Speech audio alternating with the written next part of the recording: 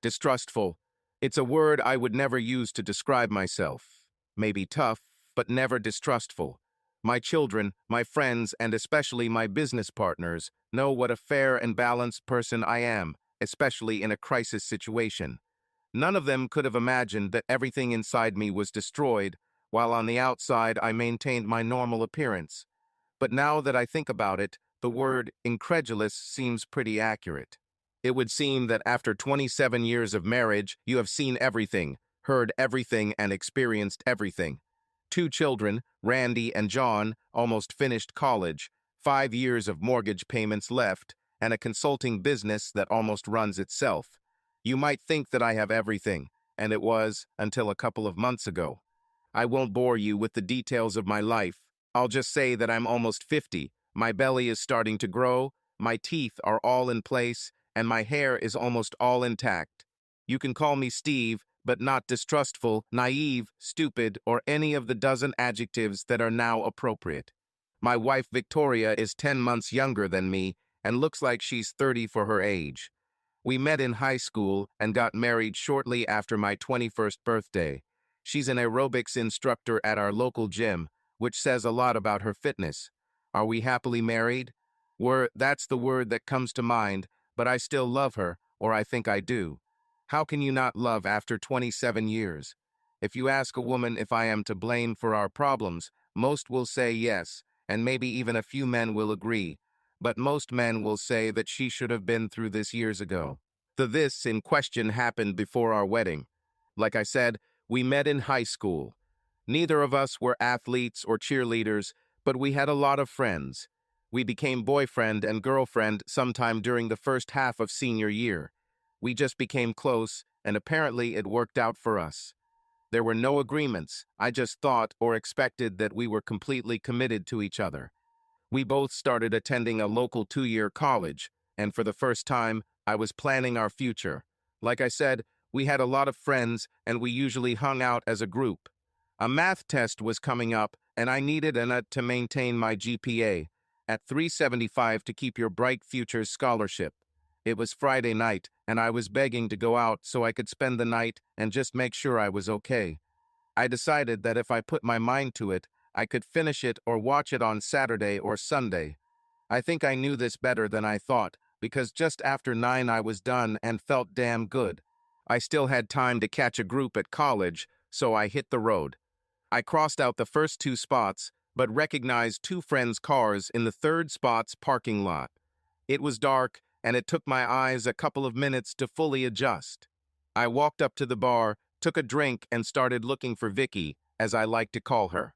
I finally saw my friend's table, but not Vicky. 2 minutes later, I found her on the dance floor with some strange guy. When the song ended, I finished my drink, put down the empty can, and turned to go get it when the music started playing again. They started swaying to the music. This suited me for all of 30 seconds. This continued until he crossed the line of what was permitted. The rest was kind of a blur. There was a fight. "Steve, what's your problem?" Vicky screamed at me as we all went outside. "I'm a big girl and I can take care of myself," was her curt response. "Well then, why didn't you care? And who the hell was this guy?" I screamed, perhaps too loudly. "We take psychology classes together and we're friends." "Vicky, friends don't sleep with another guy's girlfriend." I guess it wasn't the smartest thing to say because it turned into a full-blown argument. Things were said on both sides that shouldn't have been said, and she ended up throwing my ring at me, and I told her she could stick it up her ass while I was leaving. Then I did what every 20-year-old man would do if he got hurt. I found a man who bought me a case of beer and slept with the first girl who said yes to me. I spent Friday evening, most of Saturday and Sunday morning drunk. Well, sick would be a better word for it. The second worst thing about that weekend was that I didn't quite do well on the test on Monday and got a low B. Most of all, I was angry with myself. Rumors about my weekend reached Victoria, and she refused to even talk to me. She said we were done and that I should leave her alone. It took me a month before she even spoke to me, and that was after I had bribed all of her friends to plead my case. We met on neutral ground in the college student union. I begged, "Damn it, I begged for another chance. Steve, you slept with Becky, she screamed at me. I know, but would you believe that I don't even remember how it happened? A probable story, she threw back at me. This is true. I don't remember much from Friday or Saturday night, and I'm still trying to forget Sunday morning, throwing up in the bathroom, Mom yelling at me, I said, trying to make her feel sorry for me. I think I went a little crazy when I saw him touching you. So now all of this is my fault, she asked. Listen, if his hands were where they were supposed to be, none of this would have happened. Steve, if you hadn't gone crazy and slept with Becky, we'd still be together. Vicky, did you sleep with him? She flushed at these words. Unlike some, I have self-control, she shouted, standing up. Well, your good friend says he did it. He tells everyone he beat me up and slept with my girlfriend. You're lying, she said, sitting back down. We spent the next half hour hardly saying a word. I kept apologizing, and she finally stopped calling me an asshole. Vicky said that maybe she really shouldn't have allowed him too much, but that doesn't justify my actions. It took almost a week of persuasion for her to almost forgive me. She agreed to meet the next weekend, but said we weren't together. After 2 months, I was able to convince her to become my girlfriend again. You owe me, is how she put it. If I ever, and I mean ever, screw up, I'll have a free pass. Understand? Hell, I would have agreed to anything to get her back and thought I was safe, at least until I screwed up again, which, to my proud satisfaction, never happened again. We got married 2 years later and moved into an apartment above her parents' garage. We both graduated from college and took entry jobs, starting our lives together. You could say we were a typical average couple who loved each other and were happy and content. And life continued in this way for more than 20 years. Life was good, that's the best description. We were in our groove, and when Vicky wanted to quit her job and become an aerobics instructor, I didn't mind. She and her friend Sue taught 4 classes a week, and she proudly declared that she was in the best shape of her life, and for me it was. You'd think that after more than 25 years, I'd be tired of making love to the same woman night after night. Well, I'm not tired.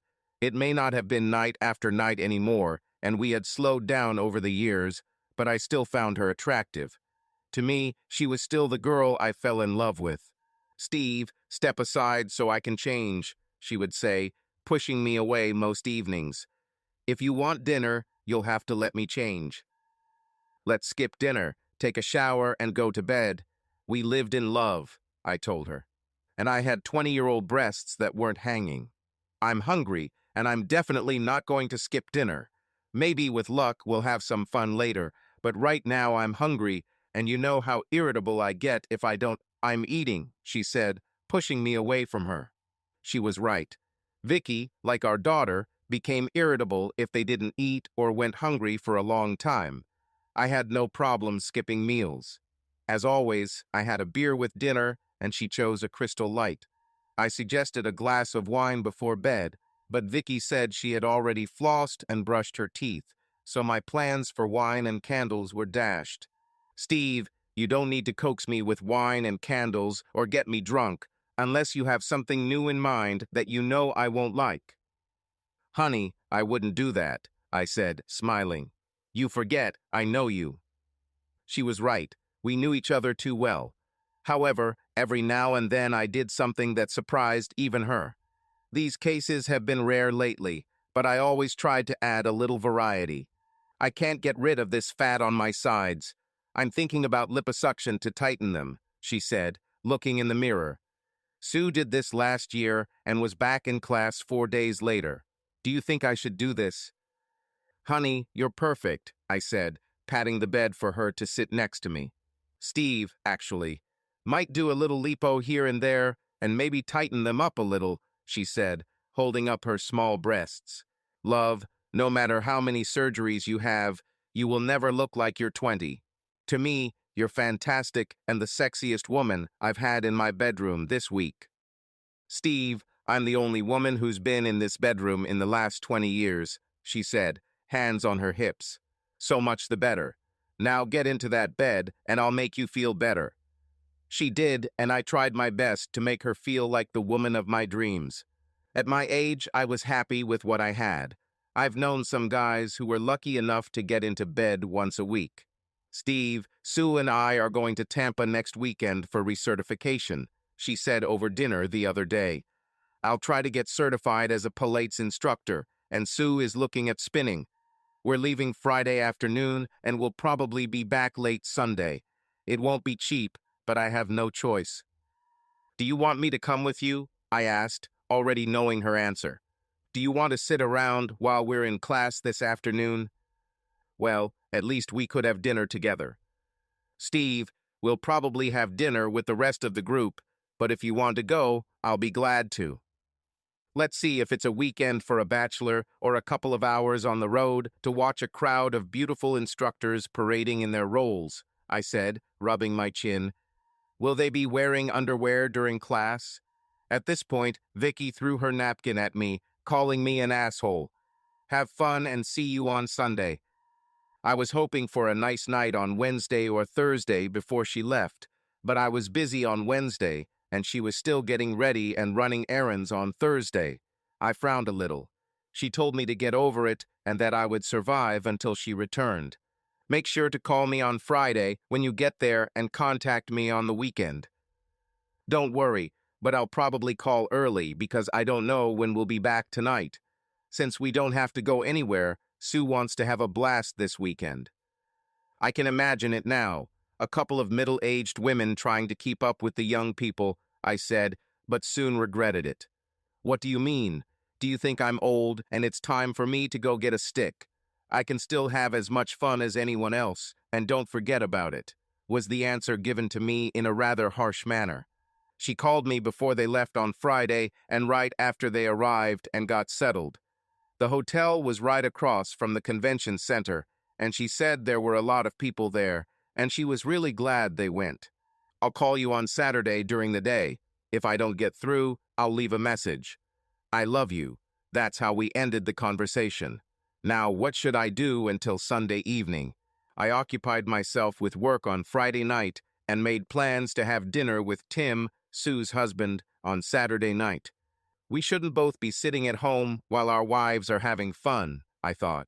We ate dinner at Hooters and even stopped at another bar before calling it that night around 11. The voicemail at home had a message from Vicky saying she would call on the Sunday before she left. I didn't sleep well on Saturday night. Sleeping alone in our big bed with no one around felt strange. More than once I reached out my hand expecting to find Vicky, but found only emptiness. At least she'll be around tomorrow. I fell asleep with a smile on my face. I didn't hear from Vicky until almost 4 in the afternoon. We're on our way. See you in a couple of hours. Love you, was all she said.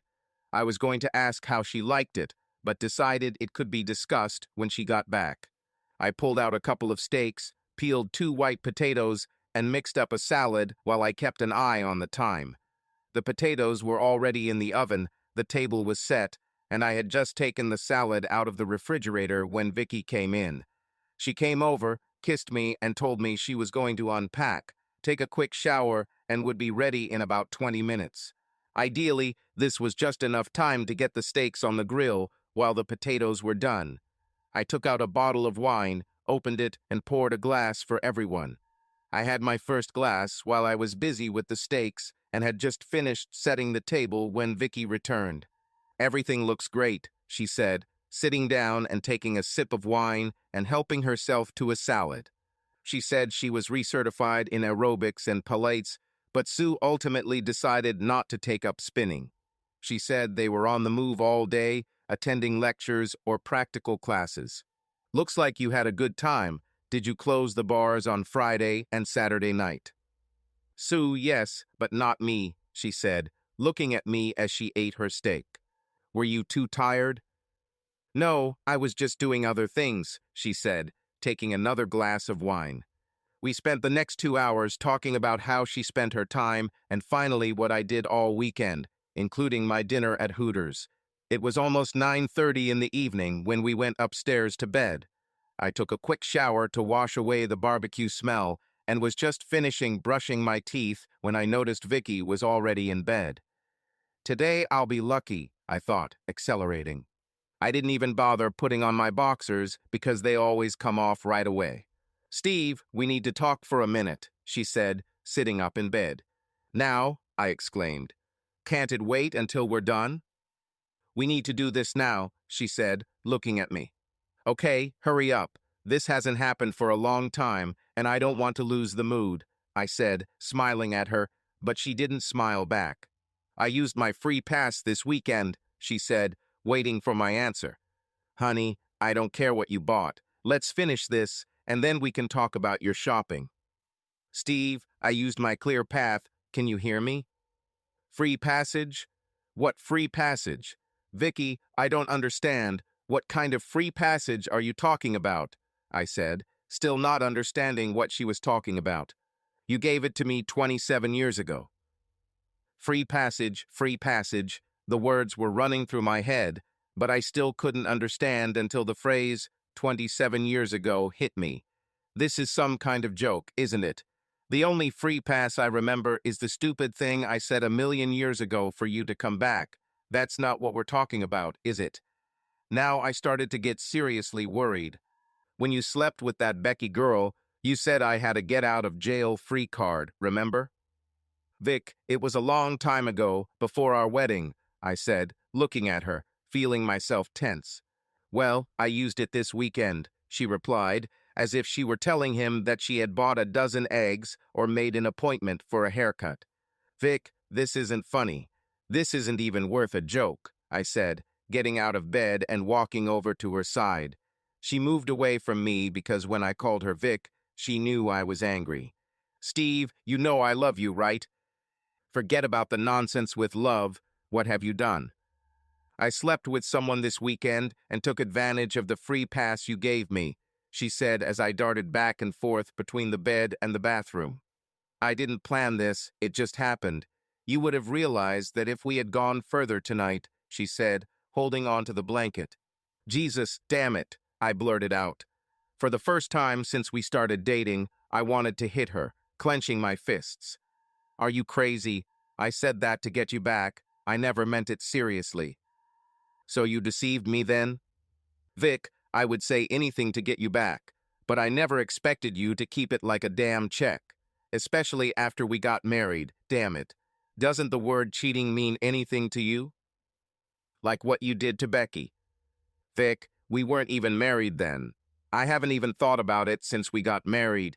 But apparently you can't say the same, or is this not the first time you've cheated on me?" "Steve, that was the only time, and you know why I got a free pass." The more she talked, the angrier I became. "What were you doing, drinking pure alcohol that fried your brains in Tampa?" I said, pulling on shorts and a t-shirt. The mood was completely ruined as soon as she began to explain her actions. "I need to get away from you before I do something I regret," I said, throwing on my old sneakers and walking out of the room and down the stairs as she yelled at me to stop. I probably wasn't in any condition to drive, but I needed to get away. I didn't even think that my Kia could move so abruptly, but it happened. 20 minutes later, I realized two things. Firstly, Vicky and I had a serious problem, and secondly, I had no idea where I was. It looked like I was still in Florida, but I didn't know exactly where. It took me another 15 minutes to realize where I was, but I definitely didn't want to go home. I stopped at Denny's and ordered a cup of coffee. I forgot my wallet and only had a $5 in the car, so breakfast was out. By 2 o'clock in the morning I was tired, but I didn't want to go home and run into her. I was within 5 seconds of hitting my wife. What does it say? Chickens come home at night. Well, I'm not a chicken, and this situation won't go away quietly into the night. She had crossed the line for the first time in our marriage, and I didn't know what to do now. She cheated, no matter what she called it, and her free pass due to a drunken affair 27 years ago didn't matter either. If Steve hadn't just wanted sex tonight, none of this would have happened, Vicky thought to herself. I pulled this free passage story out of nowhere when I realized I might get caught. Sue screamed at me the whole way home, telling me how stupid I was to risk our marriage. I didn't plan to cheat on Steve, it just happened, or so I told myself. We met David at a party on Friday night. He was at our table, and after the introductions, we started having fun. David was one of the polite instructors, and when I said I planned to get certified this weekend, we had a common topic of conversation. When Sue and I went to the toilet, we were like two teenage girls. "What a handsome guy," Sue said, fixing her makeup. "Great figure, charisma, and everything. If I weren't married, I would try him out. You know what they say about black guys," she laughed. Everyone had a great time on Friday night. Alcohol flowed like a river. We danced and got to know each other better. David guessed we were both around 32, and I said he was pretty close while Sue rolled her eyes. He said he had just turned 29 and was single. We both wore wedding rings, so he knew we were married, but he didn't make a big deal out of it. We probably had too much to drink, and I made a bet with Sue that I could get him interested. "I bet you $5 that I can get him interested without even touching him," I told her. She accepted the bet, and I got down to business. We had a couple more drinks, and I continued to flirt with him relentlessly. When he asked me for another dance, I winked at Sue as he pulled me onto the dance floor. The song ended, and we returned to our table. "Girls, we need to wrap things up. We have a big day tomorrow," Sue told us both. Big is the word of the night, I thought, agreeing with her. David walked us to our rooms and told us he would see us tomorrow in class, so we went inside. I screamed and laughed as soon as I closed the door. Sue and I quickly ate breakfast on Saturday morning. Our first classes started at 8:30, and we needed to get moving. We joked with each other about the previous evening, but in the morning it was time to return to reality. I didn't see David at dinner, but he found us around 7:30. We hung with a group from another class. When he approached, I smiled at him, and he gave me a big smile back. This is how our evening together began. By 9:30, Sue said that several of them were going to another club and asked if I wanted to join. "Not today," I said, refusing. "I'm tired today. My legs are still sore from all that stretching." "Okay, see you later," she said, and the six of them set off. It was just David, two other people, and myself at our table. We ordered several slices of cheesecake and a bottle of wine. We spent the next hour eating, talking, and drinking 2 bottles of wine. When we hit the dance floor, it was like yesterday, only without the teasing. How we ended up in his room is still unclear. The only thing I remember is David taking me to his room. We made love. "Can we do this again?" asked David. "Never again. It was a one-time thing that shouldn't have happened," I said, and went back to my room. "Where the hell have you been all night?" Sue shouted at me. "You have 2 messages on your cell phone from Steve last night."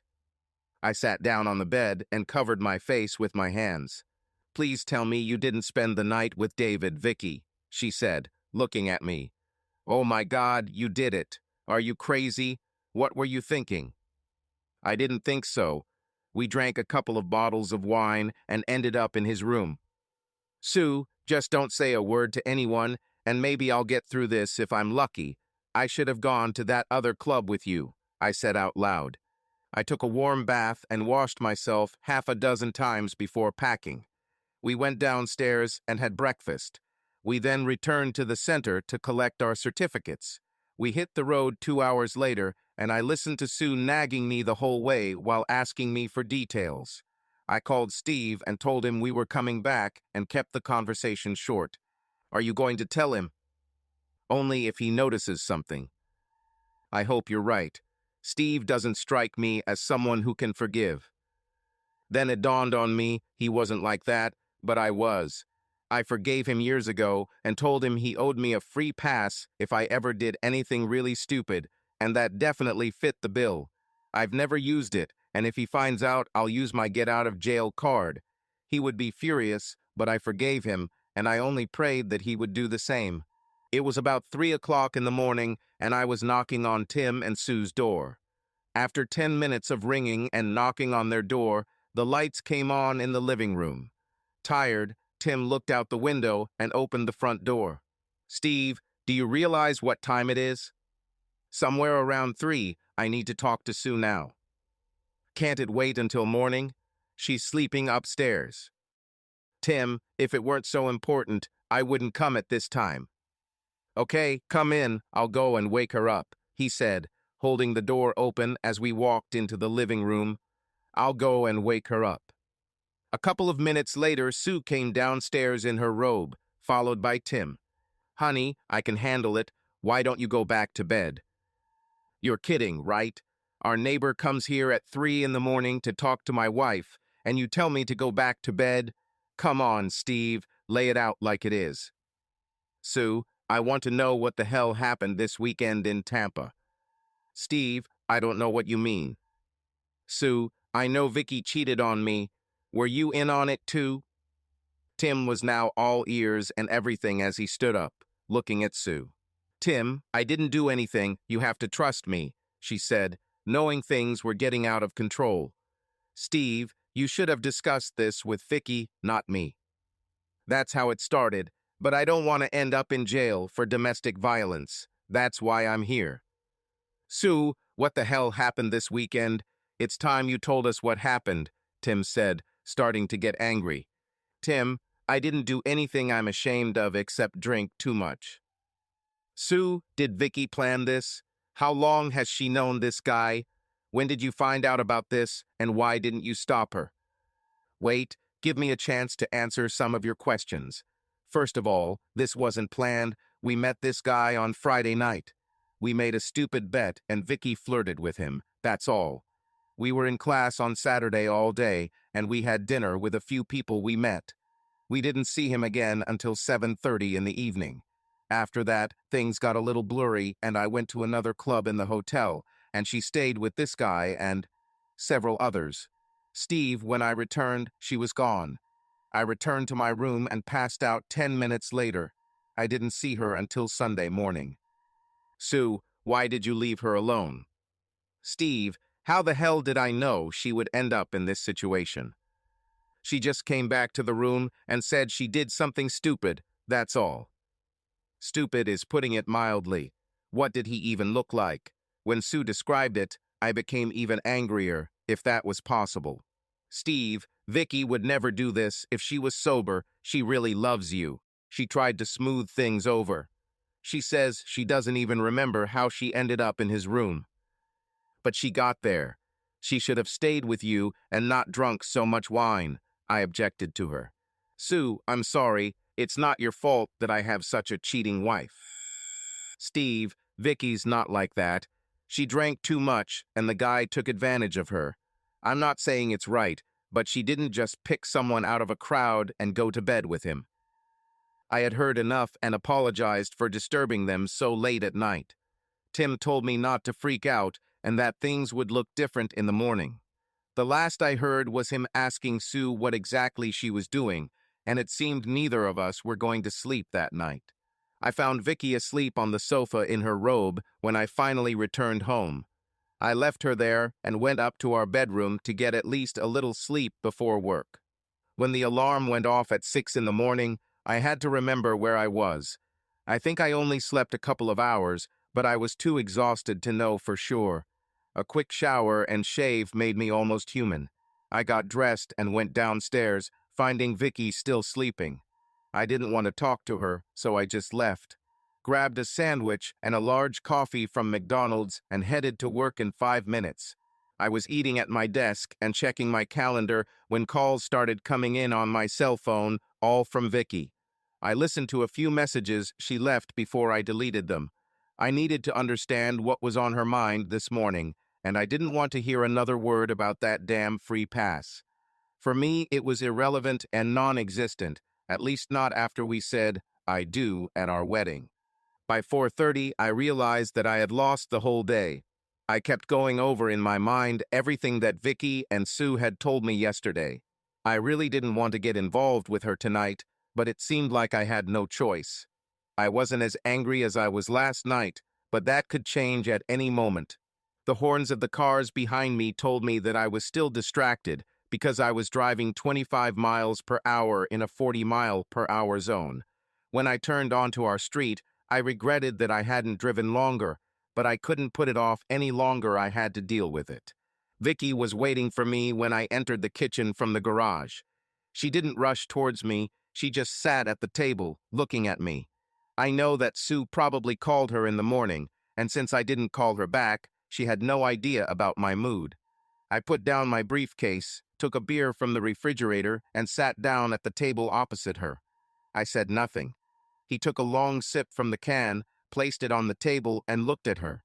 I waited for her to start. "Steve, I'm so sorry. If I could undo everything that happened this weekend, I would," she said, waiting for me to say something. I drank too much and didn't know what I was doing or with whom. By Sunday morning, I realized what had happened and rushed to my room. I don't remember much after Sue left. We just finished a couple of bottles of wine. I phrased the next couple of questions very carefully. "Why didn't you go with Sue and she told me about your stupid game on Friday night? If I were him, I would think that you were flirting with me and that you didn't care that you were married." "Steve, it was just a kid's joke. We were exchanging compliments, and he was making me feel better by saying he thought I was 32. I just wanted to see if I could still get a man's attention. I wasn't planning on having sex with him. I just wanted to see if I could interest him, that's all." "Well, apparently it worked," I said ironically. "Steve, it wasn't like I egged him on Saturday. You can ask Sue. She was there." "Only until she left and you went up to his room," I said through clenched teeth. Vicky started crying and kept saying she was sorry, but I was too angry for it to matter at that moment. I didn't know how it would all end, but now I didn't even want to look at her. We cooked something for dinner, but neither of us was particularly hungry. I had already had 2 beers before dinner and was having a hard time stopping there. I wanted the numbness that alcohol gives, but it didn't solve our problem, and I didn't know what else could be done. When we went to bed, Vicky tried to cover herself with a blanket. When she lay down in bed, she tried to kiss me, but I pulled away. We lived in the same house and spoke only when absolutely necessary. It didn't even feel like a brother-sister relationship, because even siblings talk. It didn't get any better, it just got worse. On Thursday, I returned home to find Vicky quite drunk. From the empty bottle on the table, I realized that she had started drinking a long time ago. She was still wearing her leggings from her aerobics class and hung a towel around her neck. "Would you like a drink?" she asked, downing the rest of her glass before moving on to the bottle she had just opened. She poured half a glass and leaned back into her chair. I said, "Would you like a drink?" Now she said it with a slip. "I think you've already drunk for both of us," I said, setting my briefcase on the table and waiting for her to fall from her chair. "As you wish," she replied, drinking half the glass. "You'll get sick and throw up everything. So what do you care about? Why don't you be a good little husband and make us something to eat? I don't think I can stand, and I don't think I should be near a fire right now. Maybe I'll burp and set the house on fire," she said, now laughing. "I hate stupid drunks," I muttered to myself as I went upstairs to change out of my work clothes. I didn't even notice that Vicky was somehow able to follow me upstairs. As I stood there in shorts, she appeared at the door. Wow, haven't seen this in a long time," she said, starting to laugh as if it was the best joke. "Want to have some fun, big boy?" she continued to laugh. "So, are we going to have sex or not?" I muttered something about drunk and stupid women. "What happened? Lack of courage." She provoked me when I pulled on my shorts. "Why don't you sober up? You're awfully drunk," I said, walking past her. "It didn't seem like it to David," she retorted. "Shut the fuck up." "What happened? Are you still offended by your wounded pride, little man?" she mocked, leaning against the wall. "Do you want to know all the sordid details of that night? I don't remember much, but I can guess what happened," she said, downing the rest of her drink. "Now let's see where I heard those exact words. Oh yeah, the night you slept with Becky, remember? Oh, but the truth is, you don't remember either. It's a shame. We could swap stories about what happened," she said, throwing her glass at the wall where it broke. "But I think you forgot about that day off, but I didn't." Vicky went into the guest bedroom and slammed the door. "Vicky, open the damn door," I shouted, but she didn't answer. I knocked on the door, but she screamed through the door for me to leave her alone. So I did what any mature adult does. I got drunk. Well, actually no, but I did drink 4 beers. I never saw Vicky until I went to work the next morning. The bedroom door was still locked, and I thought she had gotten some sleep from the night before. I've never seen her this drunk in the last 20-odd years, but over the past few months, we've both started drinking more and more. Nothing was decided. Hell, we even stopped talking to each other and sleeping in the same room. Our kids noticed what was going on, and more than once I heard her on the phone yelling at Randy or John to stay out of her business. "Steve, I thought you should know that Vicky got fired at the gym today. She showed up drunk again and got fired," Sue said when she called me at work. "Vicky seems to have lost a lot of weight, and she looked terrible this morning. Have you resolved your problems yet? Problems cannot be solved unless we talk, and we haven't been doing that much lately," I answered her. "Every time we start, one of us gets angry and we end up fighting. Things are not going well for us right now. I wouldn't want you to get divorced because of a stupid drunken mistake. If we can help, call," she said. I thanked her and hung up. As always, when I got home this evening, Vicky was drunk as hell. "I quit my job today," she said, spinning her glass on the table and not even looking at me. "You mean you got fired today for drinking at the gym?" was my response. "I was fired, I left, it doesn't matter. Don't worry, I'll find something else. I can always work behind the bar, I'm already pretty good at it," she said, laughing. "Can't you stay sober for just one night?" "What for? It makes me feel good, like I don't have any worries. What could be better?" "How about a normal marriage?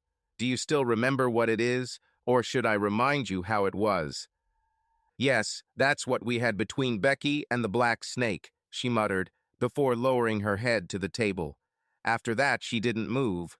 I don't know if she fell asleep or lost consciousness. Finally, I picked her up, carried her upstairs, and laid her on our bed. Then I went downstairs and poured all the alcohol we had in the house down the sink. "Everything ends tonight," I told myself. "Either we improve our relationship or it's all over. I'm no longer in the mood to raise a baby." It was a little after 9 in the morning when I finally woke up, still wearing the clothes I had worn the day before. I didn't even remember going to bed in my bed. My head was pounding and my stomach was cramping. Luckily, I didn't eat yesterday, so I didn't have anything to throw up. My shirt stank of sweat and alcohol. I got out of bed, took off my clothes, and got into the shower. The water did not immediately begin to revive me. Like every day at this time, I told myself that I would no longer drink and somehow improve my life. "I look like crap," I told myself, looking in the mirror. I thought about getting on the scale, but decided I didn't want to know how much weight I'd lost. My clothes were now hanging on me, but that was my least problem. Like yesterday, the day before yesterday, and the day before, I had nothing to do today. I was finally fired from the gym because I either showed up drunk or didn't show up at all. I didn't blame them. I blamed myself. I did one stupid thing after another, and they all merged into one whole. I wanted to stop. I really wanted to, but I just didn't know where to even start. My marriage, what was left of it, was in serious trouble, and my life was complete nonsense. I went downstairs and found Steve at the kitchen table reading the newspaper. I didn't want to face him. I didn't know what to tell him, and sobriety only made the pain worse. "The coffee is ready, and there are pancakes in the pan. I put them on low heat so they're still warm," he said, holding out the second cup and glancing at the headlines. Vicky had lost at least 10 pounds, and her face was beginning to take on a gaunt look. She took a plate and put 3 pancakes on it. I stood up and took the butter and syrup for her. She ate in silence, glancing at me from time to time. When I took the 3rd cup of coffee and put down the newspaper, only then did she say something. "Why aren't you at work today?" "I took a week off to work on a personal problem. If you're interested, I took you upstairs when you passed out last night." She continued to eat. I got up, poured her a hot cup of coffee, and took out milk and sugar. Vicky wrapped both hands around the cup, blowing on the coffee before downing it in one gulp. Another cup, and she rejoined the world of the living. Just so you know, there is not a drop of alcohol in the house. Everything is poured down the sink or broken in the trash. If you're able, we need to go grocery shopping this morning because there's nothing to eat at home unless you like snacks and chips, I told her, trying to get some kind of reaction from her. Give me a few minutes and we can go, she said, looking at me more like pleading. The store was almost empty, which was quite nice. We took a lot of fresh fruits and vegetables. Most of the meats I chose could be grilled to avoid heating up the house. I haven't spent $300 on food in a long time, but we haven't done much cooking in our house for the past month. We spent almost 2 hours there. Our baskets contained only diet sodas and fruit juices, the strongest drinks. After we put the groceries away, I made us both sandwiches and poured a can of soda each. We ate on the terrace, and I tried to get a good look at Vicky. She had lost weight and looked a little worse than usual. The drinking probably took its toll. Do you want to talk now or later? I asked. Because we will talk one way or another. Give me a minute to use the restroom and I'll be back, she said, heading toward the glass patio door. If you're looking for a bottle of vodka, it's long gone. Steve, I just need to go to the bathroom and I'll be back. Okay, I replied. 5 minutes later, she returned, still sober. Vic, what do you want to do? We can try to make things right, or we can go our separate ways. One of two things has to happen this week. Steve, do you still want me back after everything that happened? We won't know until we see what's left. In that case, I want to try to save our marriage, no matter how difficult it may be. Vic, my only request is that there be no more lies. I know some of what happened, but not everything. The only thing I know for sure is that I don't want to know all the details. Our marriage can't handle this. I'm not sure he'll survive anyway, I said as Vicky started crying. Now start from the beginning, Friday night, and if I have any questions, I will stop you. She started talking slowly enough for me to chime in with questions. I couldn't help myself when she started describing David, and I needed a break when she started talking about the bet with Sue. It looked like two stupid teenagers playing truth or dare. The only difference is that you are grown women and should have known better. Steve, this was the first time we've ever done something like this. Well, it looks like David isn't the only one interested. Steve was right, and I told him so, but it only made him angrier. Am I no longer satisfying you? Am I that bad in bed, or are you just bored? After 27 years, apparently you decided to diversify our marriage. It's a pity that it's not with me. Steve, I love you and I still like you in bed. I'd be lying if I said I wasn't curious about David, but I didn't plan or even think about it. This did not console him. I don't know what could at this moment. When Vicky started talking about Saturday and got to the point where Sue left, I said I needed a break.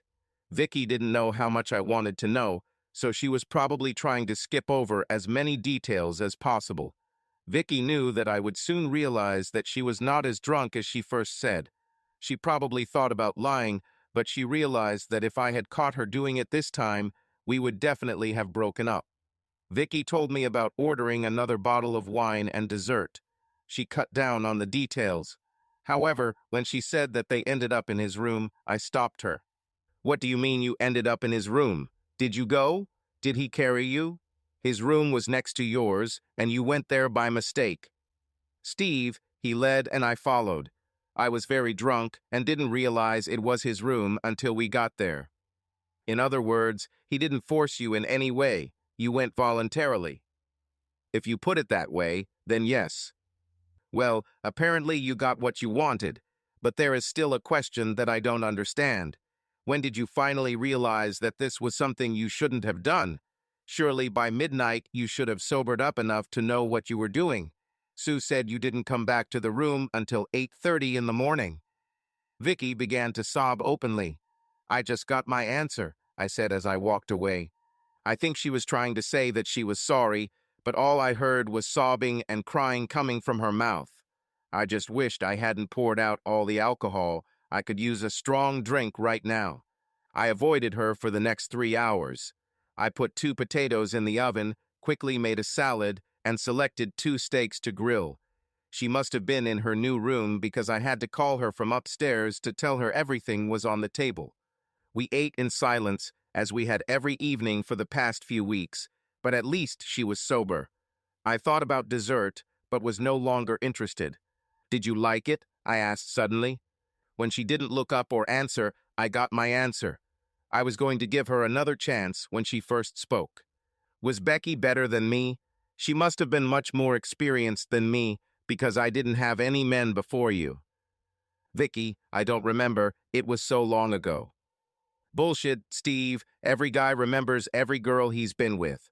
I've heard this phrase so many times that I know it by heart, and I know Becky wasn't your first." "How many were there? 5, 6 more?" she asked without backing down. "She was 4th, if you really must know, but they all existed before we met." "Not all of them, but Becky was probably revenge for what I did that night, right? You can say that it was my fault that you cheated on me," Vicky said, now angry herself. "Do you want to know how many nights I thought about that night? When we saw Becky on the street or in the mall and our eyes met, I felt like she was making fun of me. 'Yes, I was with your man before you, and it was wonderful,' she screamed at me. 'But you were probably drunk too. So when did you realize it was her and not me?' Vicky, we weren't married yet." "And that made it right? Was it okay to cheat on me because we weren't married yet? And probably after what? 3 months later, I forgave you, we made peace, and everything became the same as before. I forgave your stupid mistake, but I never forgot. So the question is, how many more months are you going to make me pay? 1, 2, never. That's what we're talking about now." She was right. While I didn't agree with her logic, it all came down to what we were going to do in the future. "I'm too tired to think or talk anymore," Vicky said, standing up and heading towards the stairs. "I won't ask to share your bed tonight because, frankly, I don't want to. We may or may not talk tomorrow, but like you, I can't go on like this anymore." There was no love or any other emotion in her voice, only fatigue and disappointment. I watched her walk up the stairs and disappear into the hallway. I sat in the chair for another 2 hours, contemplating my options. I came up with 4, discarded 3, and came up with 2 more. Revenge in the form of betrayal was not an option, and temporary separation would only delay the inevitable. I lay down in bed with my head spinning. When I got up, Vicky was no longer in the house. Her car was gone, and she left no notes. She returned just before 9, and when she walked through the door, I knew immediately where she was. Leggings were clearly a sign. I attended Sue's morning aerobics class. It gave me the opportunity to clear my head and focus on something other than our problems. She said hi. She was walking towards the stairs when I asked if she wanted breakfast. "I'm not hungry, but a cup of coffee would be nice." I made coffee and took out 2 bagels. She could do with gaining a few extra pounds. After about 45 minutes, she finally came down. I had already drunk 1 cup of coffee, but waited for it before continuing. "You could eat without me." "I wasn't particularly hungry, so I decided to wait for you." "Well, do you want to know more details this morning? Do you want to know how many times we did this or what it was like? Or maybe the great question is, was he better than you? Whatever you want to know, I'll tell you, you just have to ask," she said, putting the bagel in the toaster and crossing her arms, almost challenging me. "You already told me that he was better and that he fulfilled every damn fantasy you had," I replied in the same tone. "Steve, we had sex. We didn't make love. He used me and left. End of story. Did I enjoy it? Yes. Hell yes. Was he better than you? Actually, no. It's just different. And finally, would I do it again? No way in this life," she said, looking me straight in the eyes. After that, silence reigned in the kitchen. We both ate in silence and then just looked at each other. I couldn't get rid of the image of her cheating, no matter how hard I tried, and it seemed like she saw it in my eyes. "I'll find a place and move out as soon as possible," she said, breaking the silence. "I don't need a house, it's too big. A 1-room apartment is enough for me." "Are you in a hurry?" I said, trying to soften what was happening. "Steve, You will never be able to forgive me for cheating on you, and I'm tired of apologizing. I begged and asked for forgiveness, but I had exhausted all my tears and strength, she said, standing up and heading towards the stairs. She didn't say anything else, and I didn't stop her. Her door was locked when I tried to check later that night. I put my ear to the door, but didn't hear anything. Again, she disappeared when I finally got up in the morning. I didn't sleep well last night, and things were getting even more out of control. I needed to change something. At about 2 o'clock in the afternoon, Vicky finally returned home. "Where have you been all day?" "I was looking for an apartment, and it seems I found the right one," she said, looking at me, waiting for my reaction. "I don't want you to leave. I still love you. I'm not doing this for you. I'm doing this for myself. I need my life back, and I can't do it here much longer." "So you're just going to move out, and that's it? Throw away 27 years? You threw it away, not me." She didn't say a word, just looked at me with an angry look. "Why don't you call your friend David? He can probably find another white woman, especially the one he has already tamed." I turned away first. I was already halfway up the stairs when I turned around. "If you leave, we're done. There will be no turning back." When she told me to go to hell, I knew it was over. Vicky moved out over the next 3 days. I didn't know and didn't want to know who was helping her, just so it would finally end. If she really wants to be alone, I will help her. In 4 hours, I closed all the credit cards in my name and left them open. At my company, I removed her name from all accounts and added our 2 children as second and third parties in case of my incapacity. 321, my cell phone rang. Probably not as fast as it seemed, but it seemed to me that it happened instantly. "My credit cards aren't working, and I can't access our bank accounts," she screamed into the phone. "I told you, if you leave, everything will end. Apparently, you thought I was joking. Half of this money is mine. When was the last time you contributed to something other than bills? For the past 3 months, I've been living with a fucking drunk whose only goal was to get completely drunk every day. It's time for you to sort out your life yourself."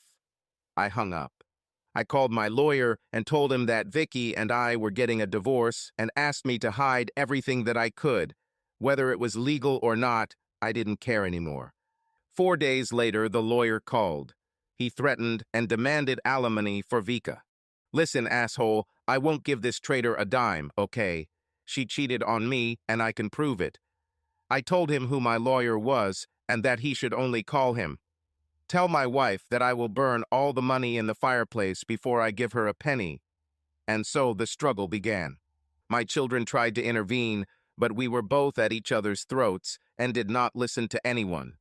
In the end, they told us both that when we were done, we should call them, but until then, not. I had no idea what Vicky lived on. She probably maxed out her credit card and maybe got some money from her parents.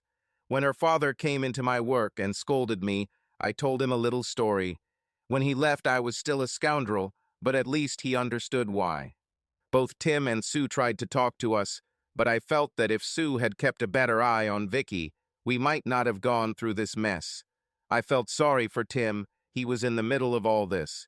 We'd have a drink sometimes, and I'd try to check with him to see how Vicky was doing, but he said he hadn't seen her, although Sue came by to check on her every couple of days. "When was the last time you actually talked to Vicky?" he asked one evening when we were drinking several glasses. "The day before she moved out.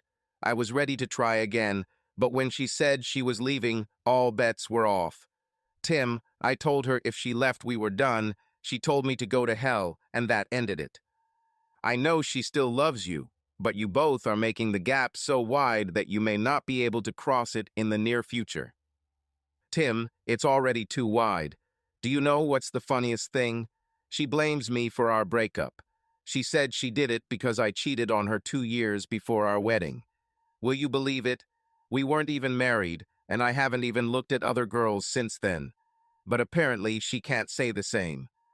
Steve, she was drunk. Sue keeps telling me that. Tim, she wasn't that drunk.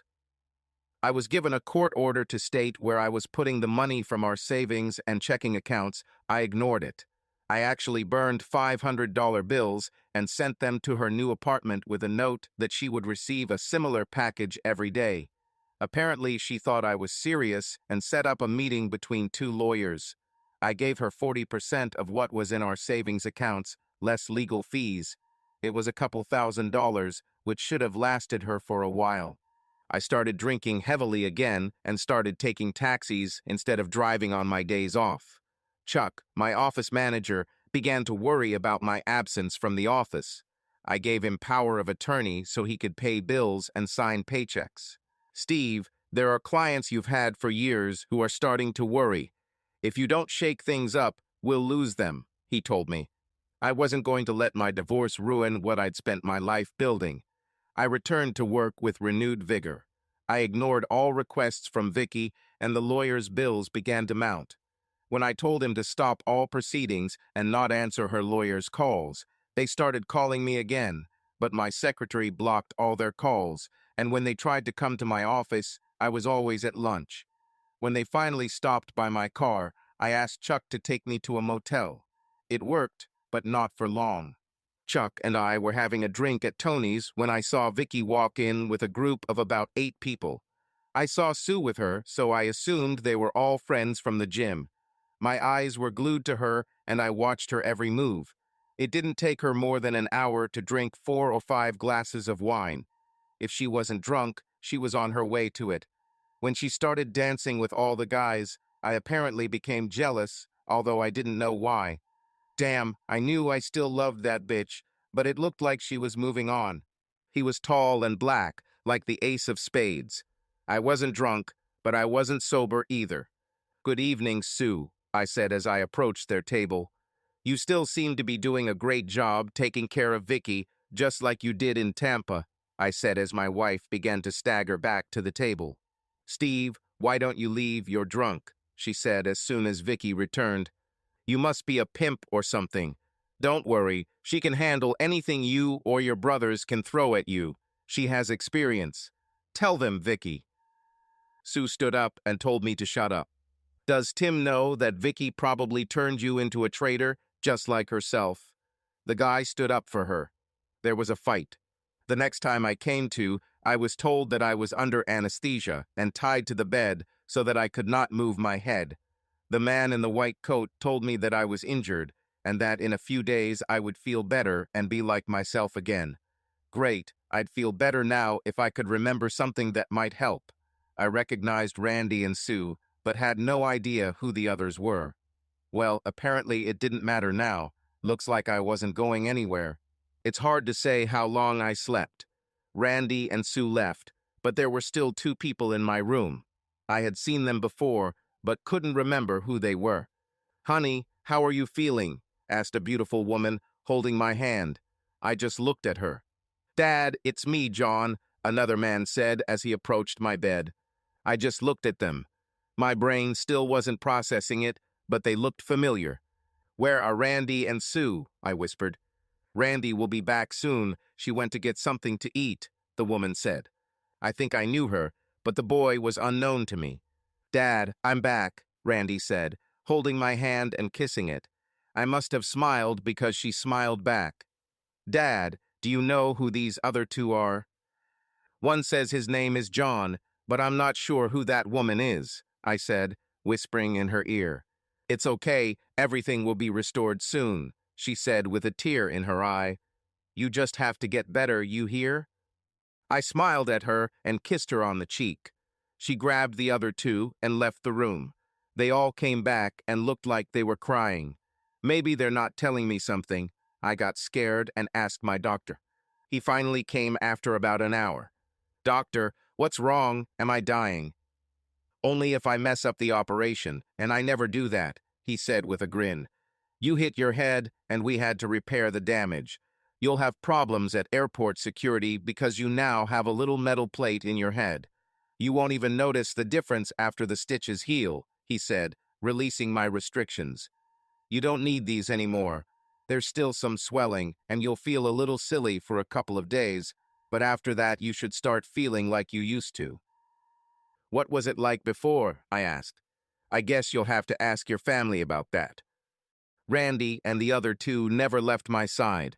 They were with me when I fell asleep and were always there when I woke up. John said he was my son, but I still couldn't remember who this sad woman was. Sue came back that night with some guy I've never met. I beckoned her to the bed and whispered in her ear, "We are married?" She smiled and said no. She called to the sad woman from the edge of the bed. "This is your wife, Vicky. You have been married 27 years, and this is your son, John. I think you already know Randy for some reason. Honey, how are you feeling?" "Much better. I just wish I could remember something." "Don't worry. The doctor said you should start remembering everything within a couple of days," she said, starting to cry again. I took her hand, kissed her, and asked her to sit next to me. "We have a lot of catching up to do," I said, looking at Sue and John. "Randy wasn't as nice. She told me I've been a real jerk over the last couple of months. Dad, John and I haven't even talked to you for the last couple of months. You acted like an arrogant bastard, and we were angry with you and Mom." "What have we done?"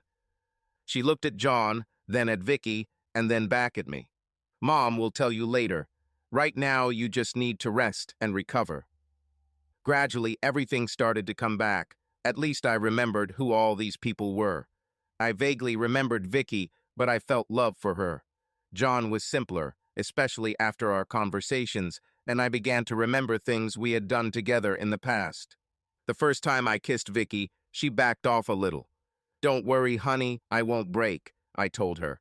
She smiled, and I started to feel better, much better. When everyone started leaving around 9 o'clock in the evening, I asked Vicky to stay. She sat on the chair next to my bed and waited for everyone to leave. "I heard I've been a jerk to you these past months, and if that's the case, then I'm sorry," I said, kissing her as she reciprocated. "How can you be angry with such a beautiful woman who never left my side? 27 years?" She nodded in response. "Wow, did we get married at 12? You're still a very attractive mommy," I said, pulling her onto the bed with me. "Steve, you could hurt yourself," she said, trying to pull away. "I want my wife to be with me in this bed. I don't care if it's a hospital bed, wherever I am, you should be with me." I didn't understand why she cried again. "I love you, Steve, you have to believe it," was all she repeated. A week later, I was discharged, and we headed home. I was as excited as a child with a new bike. Everything seemed new and exciting. The real food was delicious, and my parents came to visit every day. I knew my father right away, but another week passed before I remembered my mother. We had sex most nights. Sue came over every other evening or so to check on me and chat with Vicky. Finally, I realized that she was Vicky's best friend, and her husband Tim was mine. My office manager told all my clients about my accident, and that I would likely be back at work in about 3 weeks on a part-time basis. Things started going great when I started remembering things that were bothering me. One evening after a great session, well, for me anyway, I asked Vicky about it. "Steve, we had some problems before your accident, and we were trying to solve them." "Is that why Randy said I was an asshole?" "We both were," she replied. "Well, it couldn't be that big of a deal. We're still together." "Yes, isn't it?" Vicky said, kissing me again. I was drinking coffee in the kitchen when the phrase "big boy" came into my head again. It was like rewinding a CD as things started coming back into my head. Bits and pieces, hundreds of pieces and pieces filled my brain. I must have been staring into space when Vicky entered the room. "Steve, are you okay?" "Yeah, I'm just thinking about what to do with you today." "Well, Sue and I are going shopping, and you can come if you want." "Let's see. Go shopping with 2 women or call Tim and go on vacation with him." Vicky looked at me and said she would invite Tim to come over. By the time Tim arrived, I had already collected a lot. "I'll be ready in a minute," I said, grabbing my baseball cap and wallet. "Where do you think you're going?" "We, my friend, are going to have a drink and have a long talk." The beer was cold, and the first beer ran out very quickly. "I missed it," I told Tim, turning my chair to face him. "It's time for you to fill in the blanks. I remembered most of it in the last 2 days, but I still have questions," I said, seeing him become a little uncomfortable. Are you sure you want to do this? I have no choice. I want my old life back. I told him what I remembered, and he filled in the remaining gaps. Do you remember about Vicky? Tim asked uncertainty. What did she cheat on that weekend and move out of the house? Yes, I remember all this. She has been my wife more recently than in the last 5 years of our marriage. What are you going to do now? Nothing. How is this nothing? Won't Vicky suspect that you got your memory back? Not if I play dumb. I want to see how this all works out between us. I'll give her hints sometimes to keep her on her toes, and eventually I'll tell her. So you're not going to divorce her? Are you crazy? I love this woman. I have serious problems with what she did, and we still have to discuss it, but I'm not going to let her go unless my plan fails. Steve, you're still an asshole. I know, but I'm going to have the best sex of my marriage in the next couple of months, I said, finishing my second drink and ordering a third. I was waiting for Vicky when she returned from shopping. I was grilling steaks and making a salad when she walked through the door. Steve, I could do that. I don't want you to overexert yourself, she said, dropping the bags. I see a Victoria's Secret bag among the others. Maybe, maybe not. It depends on how you feel later. Dinner was great, and Randy and John came by to see how I was doing. I told them that the old man was going to live and that they should worry about the school and not about me. Besides, I announced that we had a date tonight and it was time for them to leave. Dad, I don't need to know that much about this, Randy said, winking at her mom before walking away. I dropped hints from time to time and was now working full-time. I don't know what came over him in the last 2 months. He wants to do it every night and says he remembers us doing sexy things that we never did, she said, blushing. Vicky, the main thing is, are you happy? Yes, it's crazy, but what will happen when he remembers everything? I can't lose him again. Let's not worry about it until it happens, okay? At 11 in the evening, I announced that it was time for Vicky and me to go home. She has become such a beast. Sometimes I feel like I can't keep up with her. Maybe I should find her a lover to help me, I said, laughing. Nobody else laughed. What? It was a joke. I would never have shared my Vicky. With that, we left. When did you regain all your memory? She asked when we woke up. A couple of months ago, I replied. Who else knows? Just Chuck and Tim. Can I ask why you didn't let me know? I thought you'd figure it out when I started dropping hints, but you didn't say anything. Well, the $10,000 question is, where do we stand now? I'm still here, aren't I? I'm not happy with what happened in Tampa, but it's not a reason for divorce for me, and I never want to hear the words free passage again. We kissed before heading into the shower. I had to fend off the men with a stick, and Tim asked why Sue didn't wear those outfits for him, winking at me. She did it 3 weeks later and looked amazing.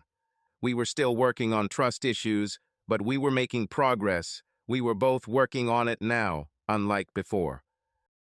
Subscribe to our channel so that your second chaff doesn't cheat on you, and go ahead and listen to the next story, because this story is nothing compared to the next one. If you're under 18, don't even think about listening to the next one.